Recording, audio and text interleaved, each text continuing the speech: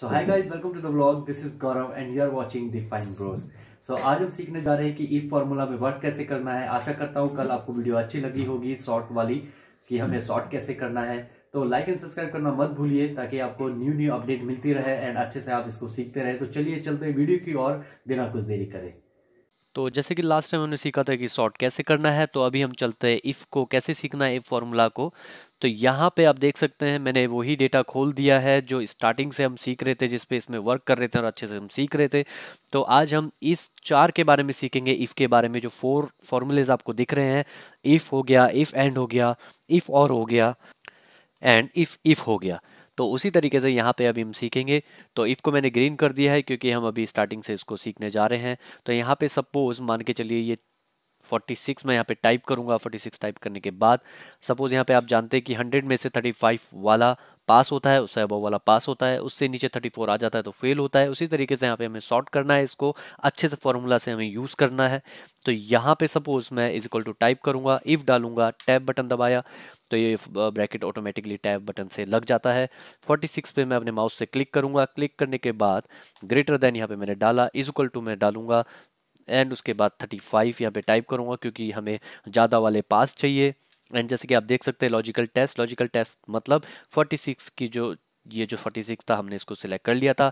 अब greater than डाला, value if through, ये पास एंड फेल में जाएगा। तो यहाँ पे हम अभी वैल्यू ये लॉजिकल टेस्ट डाल रहे हैं। यहाँ पे हमने कोमा डाला। कोमा डालने के बाद यहाँ पे हम कोटेशन मार्क डालेंगे। देखिए वैल्यू इफ थ्रू, तो सपोज अगर वैल्यू 35 से ऊपर है तो पास जाएगा, इसलिए वैल्यू इफ थ्रू यहाँ पे ये बोल रहा है डालने को।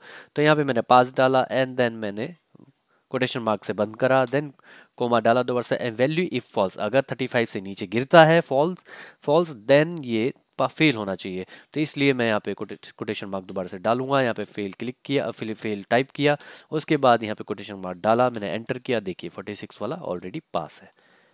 34 डालूंगा, फेल है। 47 डाला, पास। तो इस तरीके से हम इफ को यूज करते हैं। यहाँ पे ऑलरेडी हमने इसको ग्रीन कर दिया है। तो आइए अब हम एंड के बारे में सीखेंगे। तो एंड के बारे में सीखने के लिए हम रिजल्ट और ग्रेड कैसे निकालना है आज ये सिखाएंगे। तो जैसे कि अभी आज हमें रिजल्ट निकालना है, पास कौन है फेल कौन है, तो उसी हिसाब से आइए अभी इसको सीखते हैं। तो जैसे कि यहाँ पे 3 सब्जेक्ट है, हमने नीचे अगर हम यहाँ पे इफ फॉर्मूला लगा के यूज करेंगे तो ये एक ही सब्जेक्ट 1 को ही लेगा, और सब्जेक्ट 1 को लेगा तो वो इसको पास दिखाएगा नंबर 1 वाले को, जबकि ये इसके सब्जेक्ट में 33 है सब्जेक्ट 3 में, तो ये तो फेल था। इसी वजह से हम एंड का यूज करते हैं ताकि वो सारे उनको लेके उसको डिफाइन कर ले कि किसी भी सब्जेक्ट में उसके 35 से कम होंगे तो वो इंसान फेल होगा। तो इसलिए हम इफ एंड का यूज करते हैं। तो आइए अब इफ एंड की तरफ चलते हैं। तो यहाँ पे मैंने इज इक्वल टू टाइप किया, यहाँ पे मैं इफ डालूंगा। इफ डालने के बाद मैंने टैब बटन दबाया, ब्रैकेट आ गया। यहाँ पे मैं एंड डालूंगा। एंड डालने के बाद मैं टैब करूंगा। टैब करने के बाद ये जो आप देख रहे हैं लॉजिकल, हम इसको अभी लॉजिकल इसको यूज कर रहे हैं। यहाँ पे ब्रैकेट लगाया टैब दबा के, और यहाँ पे सब्जेक्ट 35 है। यहाँ पे हमने क्लिक किया, greater than is equal to 35, comma लगाया। सेम सब सेल्स के लिए हम वैसा ही करेंगे। दोबारा से सब्जेक्ट टू क्लिक किया, क्लिक करने के बाद ग्रेटर देन लगाया, इज इक्वल टू लगाया, 35 लगाया, फिर कोमा लगाया। कोमा लगाने के बाद सब्जेक्ट 3 को क्लिक किया, इज इक्वल टू लगाया, ग्रेटर देन लगाया, इज इक्वल टू लगाया, 35 डाला, कोमा लगा दिया। कोमा नहीं लगाया, ब्रैकेट बंद करना है हमें, हमने ब्रैकेट बंद किया। यहाँ से उसी एक ब्रैकेट के अंदर के ब्रैकेट को हमें क्लोज करना पड़ता है। तो यहाँ पर हमने ब्रैकेट बंद किया, कोमा लगाया, कोटेशन मार्क लगाया, पास एंड कोटेशन मार्क को बंद किया, फिर कोमा लगाया, कोटेशन मार्क लगाने के बाद यहाँ पे फेल लगाया एंड देन कोटेशन मार्क से बंद किया एंड ओके किया। तो देखिए यहाँ पे यस किया, देखिए फेल। तो इसने देख लिया ऑटोमेटिकली एंड फॉर्मूला लगाने के बाद 33 यहाँ पे फेल वाला था, तो यहाँ पे इसने ऑटोमेटिकली इसको डिफाइन करके इसको फेल बता दिया। आशा करता हूँ कि आपको काफ़ी अच्छे से समझ आया होगा, नहीं तो आप दोबारा से वीडियो को इसको देख सकते हैं।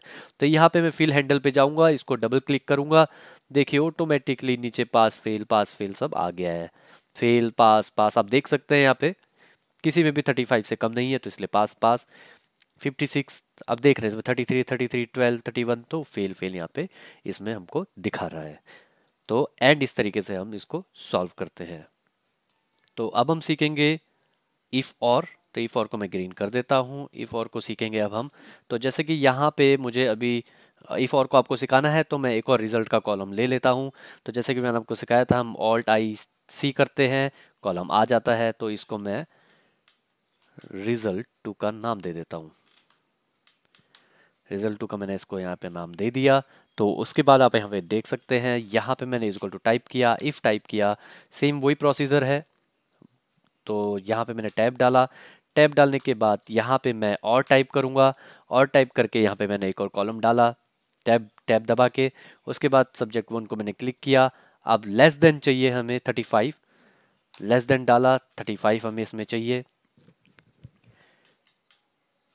इसको हम अलग तरीके से यूज़ करते हैं और को, कि उसके अलावा, मतलब अगर 35 के अलावा अगर कुछ नंबर आते हैं, एंड का मतलब ये है कि ये चाहिए हमें। एंड इसका मतलब अगर 35 आता है, इसमें 35 से कम आता है तो ऐसे मार्क्स चाहिए। बट और का मतलब ये है कि अगर इसके अलावा अगर आता है, इसी वजह से इसका मतलब ये है कि इसके अलावा अगर कोई नंबर आता है तो इसको हम सॉल्व करेंगे।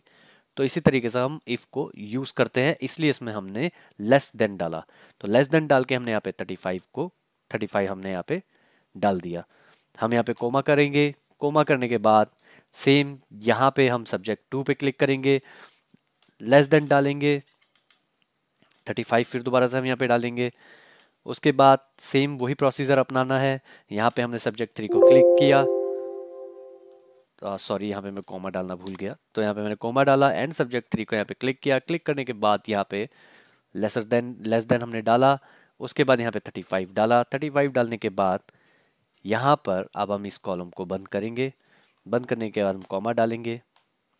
कॉमा डालने वाले जैसे 35 से जो भी कम होंगे फेल होगा। तो उसी तरीके से सबसे पहले हम फेल डालेंगे, उसके बाद हम पास डालेंगे। तो यहाँ पे मैं कोटेशन मार्क को दोबारा से डालूंगा।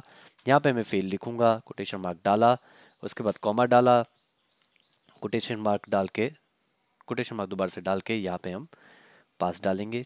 कोटेशन मार्क डाल के इसको बंद किया, एंटर किया, यस किया। देखिए ये एग्जैक्टली वैसे ही भर के आ गया जैसा ये ऑलरेडी था।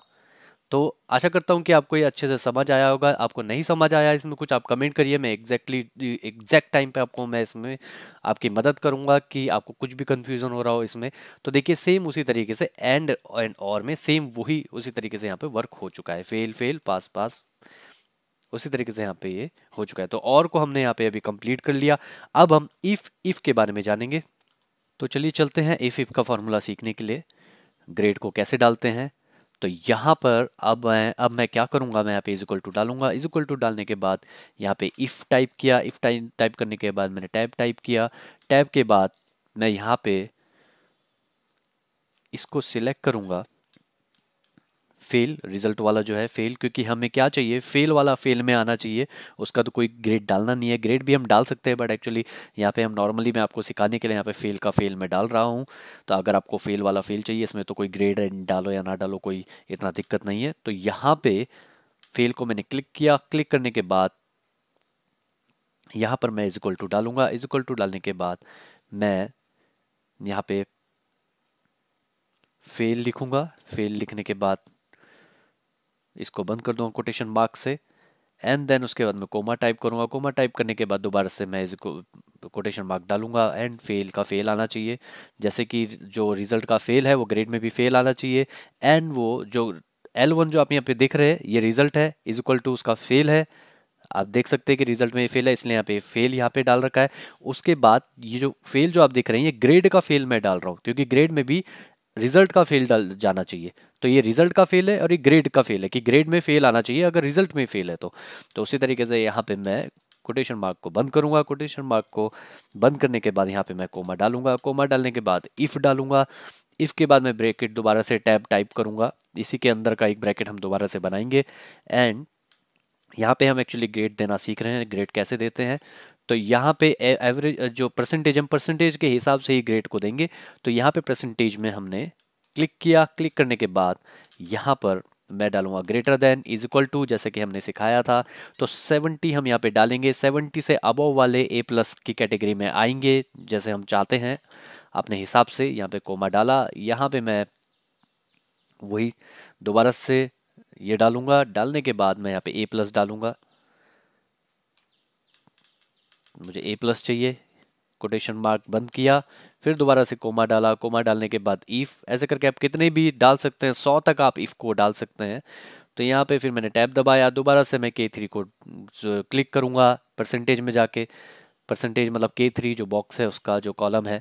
तो यहाँ पे मैंने यहाँ पे एवरेज को सिलेक्ट कर लिया। एवरेज को सिलेक्ट करने के बाद फिर greater than is equal to, अब मैं चाहता हूँ 60 से अबव वाले जो भी हो वो बी कैटेगरी में आए। तो मैं यहाँ पे कोटेशन मार्क डाल के यहाँ पे बी टाइप कर दूंगा, कोटेशन मार्क बंद, कॉमा डाला।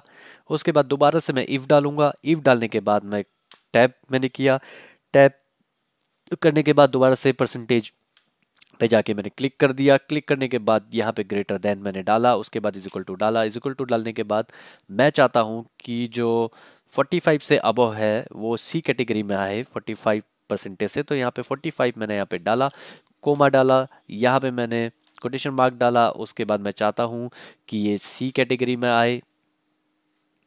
हमने यहाँ पे एक गलती कर दी है, मैं चाहता हूँ कि यहाँ पे ये बी कैटेगरी में आए, क्योंकि ये जो है यहाँ पे हमें ए कैटेगरी चाहिए, ए प्लस नहीं होता, ए प्लस से के नीचे ए भी होता है। तो सपोज यहाँ पे मैं चाहता हूँ 60 वाले, मैंने आपको बता दिया कि 60 वाले मैं चाहता हूँ कि 70 वाले ए प्लस कैटेगरी में आए, 60 वाले ए कैटेगरी में आए, एंड मैं चाहता हूँ कि 50 से अबव वाले बी कैटेगरी में आए। एंड उसके बाद मैंने यहाँ पे कोटेशन मार्क को बंद कर दिया, कोमा डाला। कोमा डालने के बाद दोबारा से मैं इफ टाइप करूँगा, टैब डालूंगा, देन परसेंटेज को मैंने सिलेक्ट किया। उसके बाद वही greater than is equal to and 45 से अबव वालों का मैं चाहता हूँ कि वो सी कैटेगरी में आए। तो यहाँ पे मैंने कोटेशन मार्क को दोबारा से डाला, यहाँ पे सी टाइप किया एंड कोटेशन मार्क डाल के यहाँ पे ये कंप्लीट हो गया।